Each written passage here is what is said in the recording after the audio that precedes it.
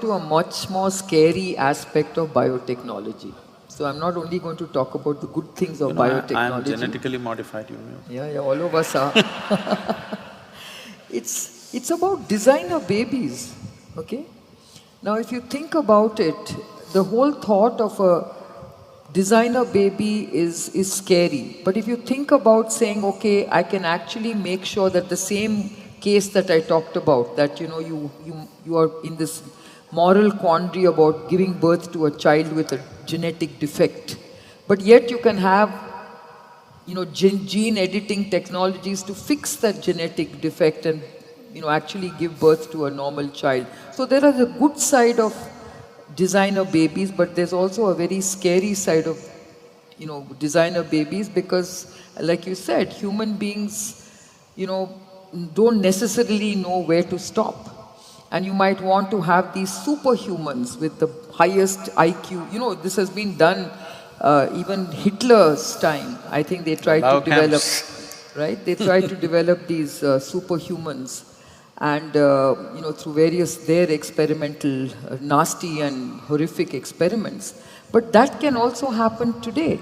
And whilst you need regulations against such things happening, you will still have people who will be able to do this. Maybe some countries will say, why don't we indulge in these kind of technologies to create a super race in our country?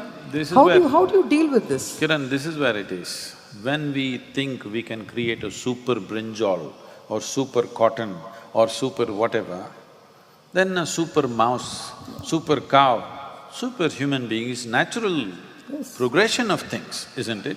Yes, it is. But there is that moral… No, it is not moral. moral. Not moral, it is about humanity again. No, I'm not looking at it as a moral thing. The thing is, genetic engineering or modifying life the way we want it is not a new aspiration. This has always been the aspiration of the human beings. We've gone to such extents in this country in the past. This is because they're trying to breed carefully. Like you're doing animal husbandry, that you're trying to breed carefully, like that they're trying to breed carefully, which Hitler tried to do in 20th century. Forcefully, it became ugly. Now we want to do genetic modification. That is, we want to deliver a child, this is the aspiration of every parent. We want to produce a child who's at least one step ahead of us. It's a natural aspiration and it must be so. Next generation should be at least one step better than us, isn't it? So for this, we created an entire process.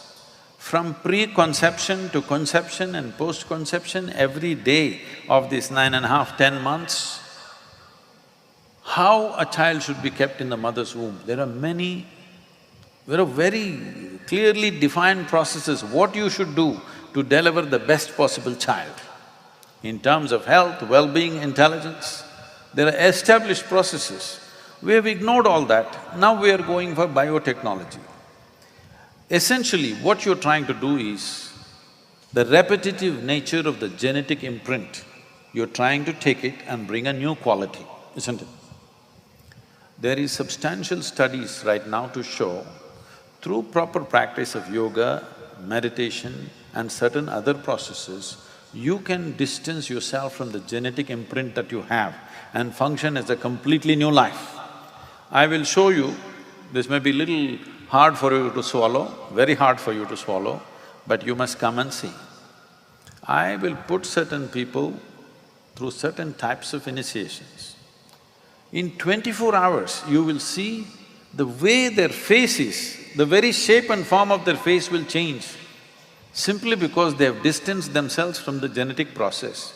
If you're not aware of this, in this country, when somebody walks the spiritual path, when he wants to take sannyas, first thing they will do is, they will do rituals for their parents, even if they're alive, to distance themselves from their genetic material.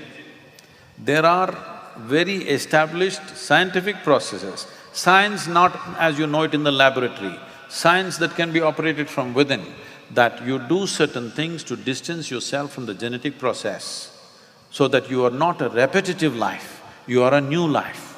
New possibilities will arise.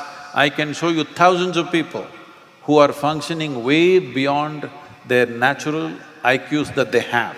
Way beyond that they will function simply because they have distanced themselves from their biological imprints that they carry within themselves. But doing this, whatever you're talking about, it will look like we are doing great service when we relieve somebody of a disease. But we know that more than 50% of who we are is not us, but some other organism, 52% or something is supposed to be bacteria. Suppose they all reject us because of we are too modified for them. What will happen? We definitely cannot live. Do you know, all of you? More than 52% of you is bacteria. Huh? Microbiome. So, suppose you modified yourself and the rest of the organisms which are supporting your life right now, they protested. You finished. So when are they going to protest? You do not know. Because we know from genetically modified crops, every 18 months they have to re-modify it because the bugs get mutated by themselves. The brinjal and the cotton that they're doing, every 18 months, they're again retuning it because whatever you had tuned it for, the bugs have again mutated themselves. So the bugs are becoming super bugs, whether you are becoming superhuman or not, the bugs are becoming super bugs. And how are you going to encounter these super bugs? I know all these horror movies have produced a bug which is 10 feet tall, comes and eats up your child or something. Something like that may not happen. The bug need not grow in size if you can't kill it. See, if you can kill it by smashing it, but if you can't mass kill it with your whatever you're doing, sprays and antibiotics and this, if this does not work, just for let's say 1 year, half the humanity will die, isn't it? No, and we are dealing with super bugs these days. No, not yet super enough. If they become super enough that you have no answer for them, I'm saying if it takes 1 year for you to find the answer, within that 1 year, at least half the human population will be exterminated. So when such things are there, I know it's a certain space where everybody wants to be up on somebody else, but I think this is an area where we must go little slowly. We should not stop, but we must go gently. And build data. I still believe that we need to build… We must build data, no question, but the veracity of the data takes time. See, in the last, let's say in the last 25 years, about human health, how many times have the world's scientists changed their opinion? Every year they're changing their opinion. Every year they're changing their opinion. So if every year you're changing your opinion, obviously you don't know what you're talking about, isn't it? no, it's about different scientific teams trying to question some other findings. All right, I mean, that's what is I'm saying we don't have a full picture. We don't have a full picture, that's a fact. When we don't have a full picture, how many things we change, we must be very, very cautious. We should not stop. It is not out of fear, it is out of concern and care that we must tread gently. We should not simply rush into it and regret it tomorrow. So, now I want to come back to… I can tell you, this happened, you know. This happened in 2050. A bunch of bio-scientists got an appointment with God. They all went there and they said, "Hey, old man, you've been doing quite good with creation, but now everything that you can do, we can also do, it's time for you to retire." So God said, "Oh really? What is it that you can do?" They said, "We can make life." He said, "Okay, let me see a demo." So they picked up some soil, did this. You should put the details, I don't know anything. And they made the form of a human baby, and in 10 minutes the baby meow cried, became alive. God said, well, that's quite impressive, but first get your own soil.